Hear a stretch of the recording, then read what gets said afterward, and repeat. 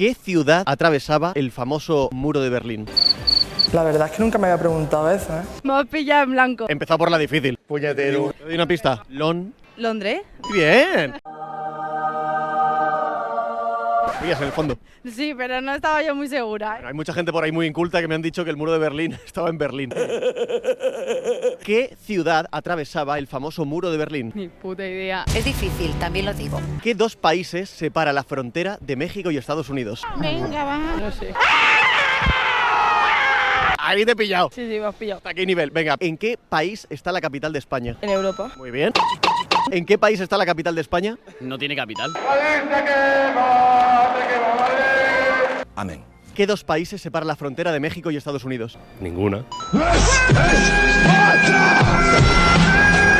¿En qué continente está Asia?